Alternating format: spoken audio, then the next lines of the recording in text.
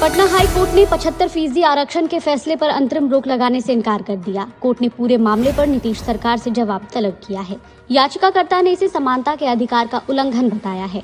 9 नवंबर को महागठबंधन सरकार ने विधानमंडल से आरक्षण संशोधन बिल पास किया, जिससे प्रदेश में आरक्षण का दायरा बढ़कर 75% हो गया है। पटना सिटी में हथियारबंद बदमाशों ने एक ऑटो चालक की सरेआम गोली मारकर हत्या कर दी। उसे कुल 9 गोलियां लगी। मृतक की पहचान अजय कुमार के रूप में की गई है। उत्तराखंड टनल हादसे से रेस्क्यू किए गए बिहार के सभी 5 मजदूरों को प्रदेश सरकार के अधिकारी फ्लाइट से घर भेजने के लिए तैयार नहीं थे। सभी को बस से भेजने की बात कही गई। जब मजदूरों ने इसका विरोध किया और कहा कि हम अपने पैसे से चले जाएंगे, तब जाकर उन्हें फ्लाइट से पटना पहुंचाया गया।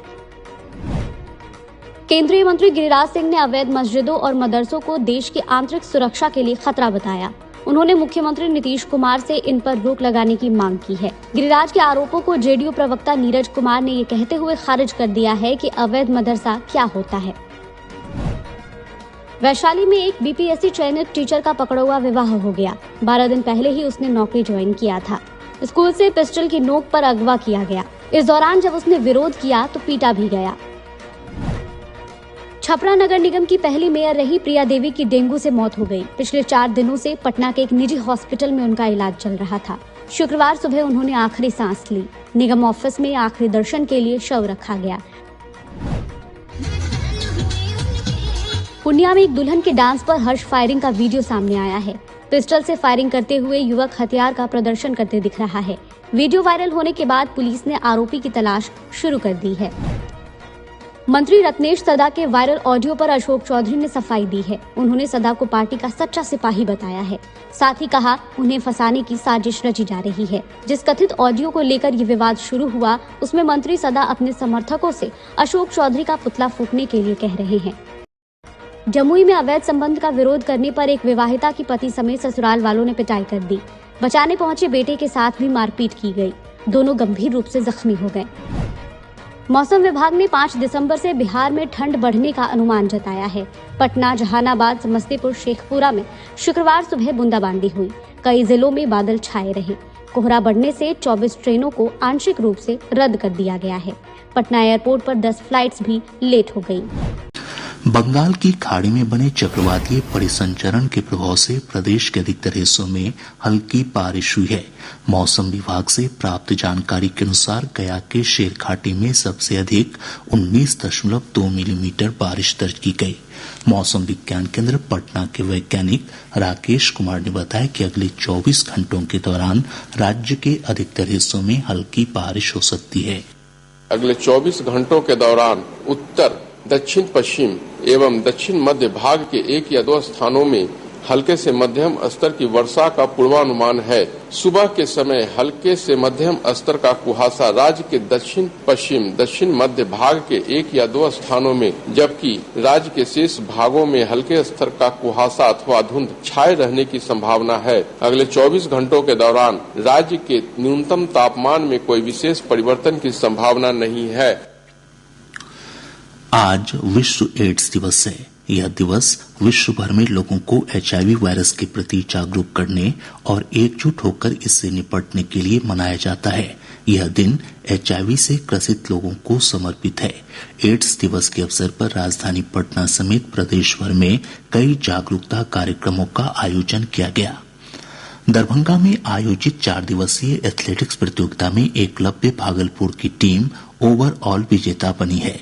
लोक सेवा अधिकार अधिनियम के कार्यान्वयन में सुपौल जिले ने अक्टूबर महीने में राज्य भर में पहला स्थान प्राप्त किया है। किशनगंज जिले के अलग अलग चेक पोस्ट पर उत्पाद विभाग की टीम ने शराब पीने के आरोप में 9 लोगों को गिरफ्तार किया है।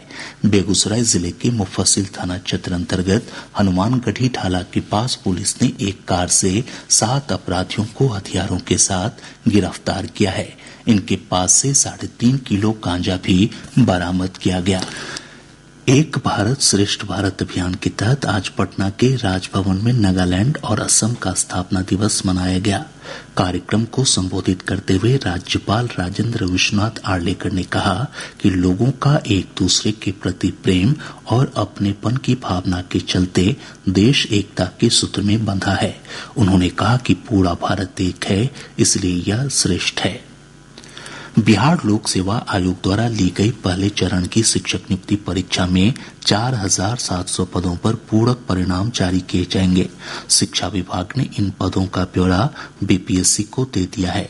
विभाग से मिली जानकारी के अनुसार ये पद वैसे अभ्यर्थियों से खाली हुए हैं जो प्राथमिक, माध्यमिक और उच्च माध्यमिक तीनों स्तर पर या इनमें से किसी दो परीक्षा में सफल हुए हैं।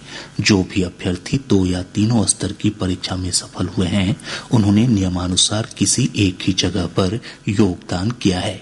इसके चलते रिक्त पदों के लिए पूरक परिणाम जारी किया जाएगा। केंद्रीय माध्यमिक शिक्षा बोर्ड सीबीएसई 10वीं और 12वीं कक्षा की परीक्षाओं में अब किसी प्रकार की अग्रिम श्रेणी, डिवीजन और विशिष्ट पहचान डिस्टिंक्शन घोषित नहीं करेगी। बोर्ड ने अपनी अधिसूचना में कहा है कि वह न तो इसके लिए गणना करेगी और न ही विद्यार्थियों को प्राप्त अंकों का प्रतिशत बताएगी। कई उम्मीदवारों से बोर्ड परीक्षाओं में विद्यार्थियों के प्रतिशत की गणना के मानदंड की सूचना देने के अनुरोध के बाद नई अधिसूचना जारी की गई है। पटना उच्च न्यायालय ने राज्य की नई आरक्षण नीति पर तत्काल रोक लगाने से इनकार किया है। मुख्य न्यायाधीश के विनोद चंद्रन की अध्यक्षता वाली पीठ ने आज इस संबंध में दायर याचिकाओं पर सुनवाई की। पीठ ने इस मामले में राज्य सरकार को 12 जनवरी तक जवाब देने को कहा है। दायर याचिका में नए आरक्षण कानून को गैर संवैधानिक बताते हुए इस पर रोक लगाने की मांग की गई है। याचिकाकर्ता ने कहा है कि नया आरक्षण कानून समानता के अधिकार का उल्लंघन है। साथ ही सरकार ने जाति आधारित गणना के आधार पर आरक्षण के दायरा को बढ़ाया है, जो कहीं से भी वैध नहीं है। गौरतलब है कि राज्य में नई आरक्षण नीति लागू हो गई है।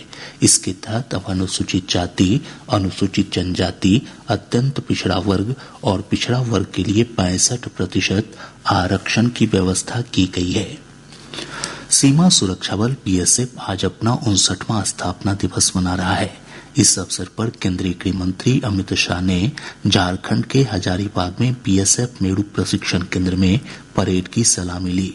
श्री शाह ने कहा कि देश को सीमा सुरक्षा बल पर गर्व है, जो अपने साहस और शौर्य से देश की सीमाओं को